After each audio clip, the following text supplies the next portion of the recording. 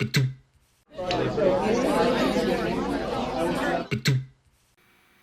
to the Talking ET, the show where we talk about movies, TV, pop culture, anime, music, and more. I'm your host, ET. This episode, we'll be giving our full spoiler review for The Lord of the Flies. Be sure to let us know your thoughts in the comments and hit that subscribe and link button to be notified of future episodes. Also, please, if you would, follow and share us on Facebook to also get notified of new episodes there. So let's get into it. And about TV. So I watched Lord of the Flies, and first I'll give my rating, overall rating, which I come to by a 5-step process.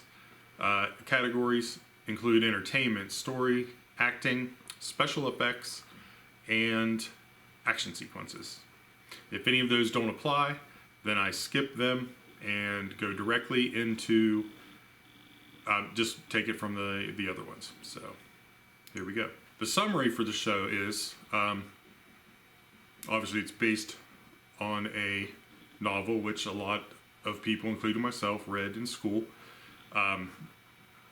It's a faithful adaptation of William Golding's dystopian novel, which was created by Jack Thorne. It chronicles a group of British schoolboys stranded on a deserted island who rapidly descend from striving for civilized governance into violent tribal savagery. So overall, I'm going to give overall entertainment value of the show was a definite 10 out of 10. It's going to be a recurring theme here. Again, the story, 10 out of 10. I like the ways that the director and writers presented the show, presented the characters, specifically focusing on individuals as the names of the episodes, and they explored their history a little bit. Acting, 10 out of 10. I wish I'd give it more than that if I could. So much so that my brother and I both thought that the actor who played Piggy, I forget his name right now, but I'll let you know here in a minute, almost looked like he was AI. He was so good, and they were all extremely good. Special effects, 10 out of 10. Wasn't a lot of explosions, obviously, and all that, but the subtle effects they did put in the show were incredibly well done and integrated into the practical. Action sequences were not flamboyant, they weren't huge, but the director directed them in such a way to provide tension and struggle and just really keep you on your edge of your seat for what was going to happen. My overall rating for Lord of the Flies is a 10 out of 10. Highly recommend it. Couldn't recommend it more. If you haven't watched it yet, I encourage you to go see it. Just the directing, the feel of it was very made you feel very alone and made you really feel what the characters were feeling. He used imagery to shake you and really some extreme close-ups on their faces to really bring that tension home. And so, like I said, 10 out of 10. So that's our rating and overall summary of Lord of the Flies. Now we're going to get into the spoilers. So I'm going to pause here for the 5-second spoiler graphic. And if you're staying with me, that's great. But just know that there's going to be spoilers.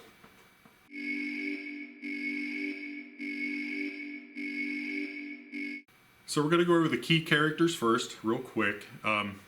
There's really 7 main characters, but mainly 3. Ralph, who's played by Winston Sawyers, becomes the democratically elected leader. He represents order, civilization, and the ongoing struggle to remain society. Piggy, who is played by David McKenna, was Ralph's intelligent, rational, and physically vulnerable lieutenant. He represents the science and the logic side, often utilizing his glasses, not just to see, but with starting the fires and stuff, which was not his idea at first. Jack, played by Lox Pratt, is a headstrong and arrogant leader of the choir group, and he later starts to have some issues that we'll get into. Simon, played by Ike Talbot, is a shy, deeply empathetic, introspective boy. He is inherently good, which most of the kids are at the beginning, but he definitely feels a kinship to nature and helping others. Roger, who is played by Thomas Connor, is Jack's ruthless lieutenant.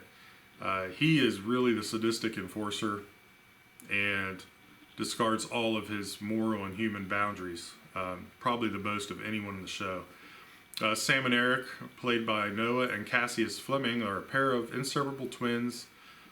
Loyal, they're both loyal to Ralph and Piggy, but they do fight that because of Jack's coercion and his control of most of the people there. So we're going to get into the first chapter, which the first episode entitled Piggy. The episode really starts off right after the plane crash. You're waking up when Piggy does, and from his perspective, he discovers the wreckage. He befriends Ralph, who is very kind to him, which he's not used to having, and they assemble the surviving boys. They call out, Piggy finds a conch and blows the conch, and when you hear something like that, you kind of go, what is that? So let's go check it out. And all their surviving, boys assemble there at the beach side. So, and they vote to elect a leader, and this creates the first seed of tension within the tribe, as they do elect Ralph as the leader, which Jack's none too happy about. And from there, you get some time where they're working together. They break off into shifts of what they do best. The choir boys become the hunters, and everyone else is gathering sticks to make shelters and fires and all that. Episode 2 is focused on Jack. He's the choir leader, former choir leader now, I suppose, but he's still the leader of the choir boys. So he's determined to prove himself because he really wants to be leader, thinks he deserves it because he's the leader of the choir, and he believes he's the only one who can lead them to being safe. So he leads a hunting group on a wild pig hunt. His obsession with killing the pig and securing meat causes him to neglect other communal duties. That pig hunt, by the way, the first time they do it, he scares the pig off, or his friend scares the pig off, and he chases it but can't catch it. But then he gets the whole group to go out because he's tired of failing, and he wants everybody to be on his side, and if he believes if he can get meat, then everybody will be. So he leads the hunting group on the wild pig hunt, and this is a really cool scene when they encircle the pig where it's nest at. Very great cinematography in that. And but because he's so obsessed leading up to this with getting the pig, he starts to neglect his other communal duties, meaning keeping the fire lit, the signal fire, and that's pretty much the big one that they neglect is the signal fire. And because of this, when he kills the pig and they're celebrating and they're bringing the pig back, they're all happy. Ralph tells him that the fire's out. It kind of takes all that goodwill and really flushes it down the toilet, because as the signal fire is out, a boat comes by and they cannot get it lit, and so their opportunity to get rescued is gone. The third episode centers on Simon. He through his commune with nature, I suppose, he starts seeing new sightings of the beast. He starts seeing the beast in nature. But when a new terrifying sighting of the beast, which turns out to be the pilot with the parachute, which is a really cool visual as well, the way the wind blows the parachute up like a leathery wing, it looks like. It brings the camps together. But Simon is struggling with his personal connection with Jack, because he was a choir boy as well. But also, from his time, we get some big flashbacks to when he was younger and how he was very infatuated with Jack. They never really say if it's a romantic thing or if it's just he's just infatuated with him and how good of a person he wants him to be and how interesting it makes him. And then we find out that as soon as they usually spend the summer there because Jack's dad didn't come get him and Simon really didn't have anybody, so he was always there. And during the breaks they would connect and talk, but as soon as everybody else would come back, Jack would just ignore him after that. He begins to grapple with the island's descending madness. He is seeing visions, almost like he's been drugged. You don't really know that, but almost like something that him or the other kids are eating is starting to affect their brain. But that never comes to the forefront of why. I think it's just kids and not being able to handle the stress of what they're going through. And he tries to warn his friends, and in the end, Simon is killed by the other campers because they think he's the beast when he's crawling around in the woods. And they don't show him getting stabbed. The episode ends with him floating with stab wounds in him in the ocean, floating out into the sea, which is pretty disturbing. And this same thing, Piggy is injured by Roger, the enforcer, and throws, I can't remember what it was, a rock, I think, threw him, just hit him in the back of the head, knocked him out. And what we get is a really, really touching scene.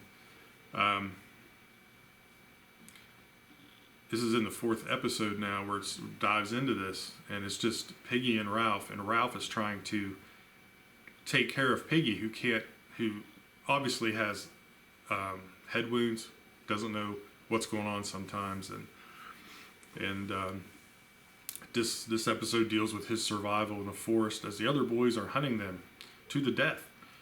And Piggy succumbs to his injuries, and probably one of the most heart-wrenching scenes I've probably ever seen in a movie, to be honest, was with Ralph and Piggy, this whole interaction with them as he's trying to keep him safe and find water for him.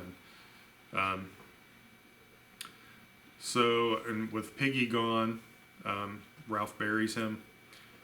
They find Ralph. Ralph's running and running. He runs out onto the beach. And as he runs out on the beach, he sees a ship and looks over, and there's two navalmen from the British Navy. And all the kids come running out. The person in charge asks them questions, and you get the feeling that when he asks Ralph how many died, he says 2, but by the numbers it looks like there were a lot more that died, and they just don't remember because there were far fewer younglings than there were in the beginning of the movie. So but they do get rescued, and the survivors get rescued, and at that point he didn't specifically tell on anybody, for lack of a better word, but yeah, it was weird. That was a little weird, and maybe it is how kids are, especially boys. You just once you're rescued, you kind of forget everything that happened before and you move on. But I want to thank everybody for joining us on this episode of the Talking ET. Be sure to hit subscribe and that bell on YouTube to be notified of new episodes, and like us on Facebook and share, and you'll see the new episodes there as well. Also, any topics for episodes you'd like to see, let me know in the comments. See you next time. Ba-doom.